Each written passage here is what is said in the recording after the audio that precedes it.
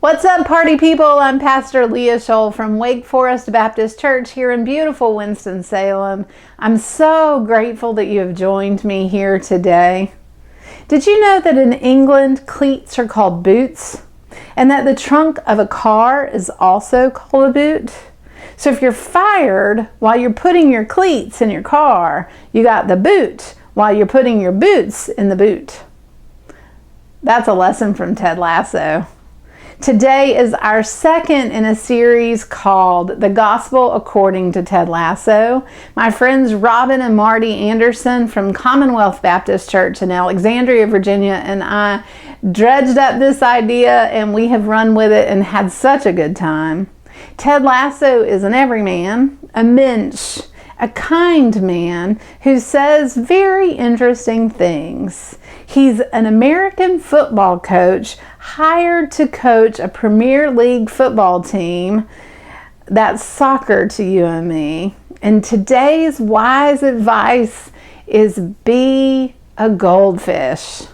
So be strong and courageous. Do not be afraid, for the Lord your God is with you wherever you go. Or as Ted Lasso would say, I believe in hope. I believe and believe.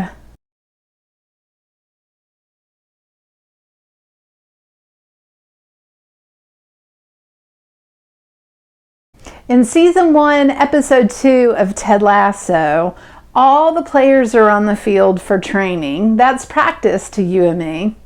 Jamie Tart, the team rock star, butthead, and show-off, gets the ball and runs right past Sam, one of the newest players from Nigeria, knocking him to the ground. To make matters worse, Jamie returns and smarts off, as he is wont to do, saying, "Go get some flowers because this is where Sam died." Sam is left on the ground, banging on the ground, cursing. Ted Lasso calls him over and says, "Do you know what the happiest animal on earth is? Goldfish. Know why? Got a 10-second memory. Be a goldfish, Sam." What would your emotional life look like if you had a 10-second memory? Every slight, every annoyance, every spark of anger would just fizzle out. Every moment of joy, every flash of surprise, every instant of happiness, 10 seconds, fizzle. And then the next thing would be the next moment. Do you think you could be a goldfish? In our passage today, 2 Corinthians 4, verses 16 through 18, Paul says, "This is why we never give up. Though our bodies are dying, our spirits are being renewed every day. For our present troubles are small and won't last very long.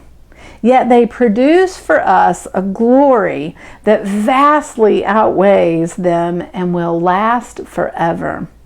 So we don't look at the troubles we can see now. Rather, we fix our gaze on things that cannot be seen. For the things we see now will soon be gone, but the things we cannot see will last forever.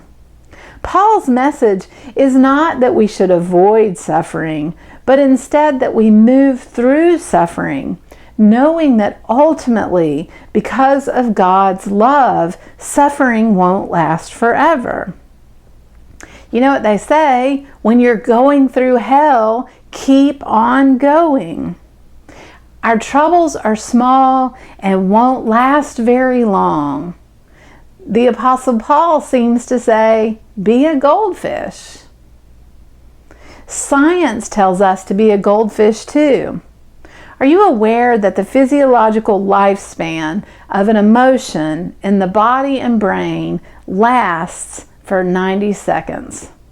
The sensations, the adrenaline that rushes through our veins, the hot in our face, the tightness in the throat, our rapid heartbeat, they arise, peak, and dissipate on their own in 90 seconds.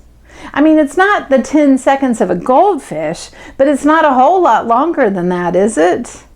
Nearly every one of us would argue that we stay angry at our family members a lot longer than 90 seconds, that we grieve our loved ones way longer than 90 seconds, even that we crave the thing that we have given up, whether it's alcohol or drugs or carbs or even chewing our fingernails. We crave that much longer than 90 seconds.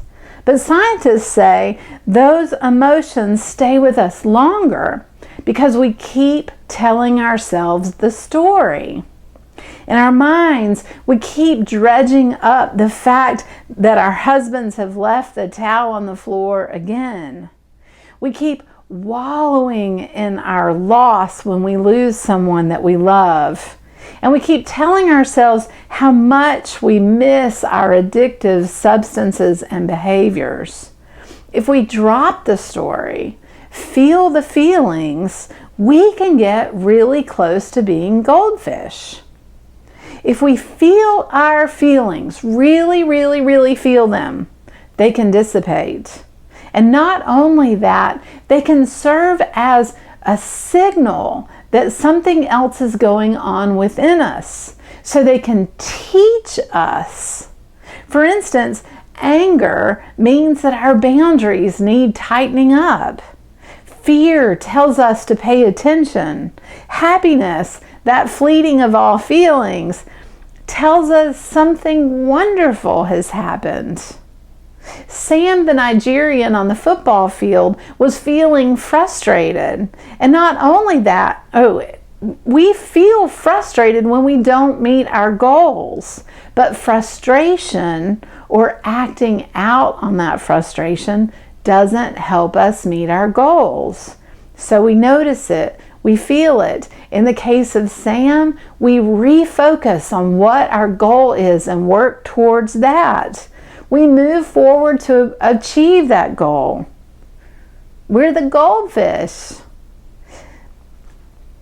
So you see what I'm saying, right?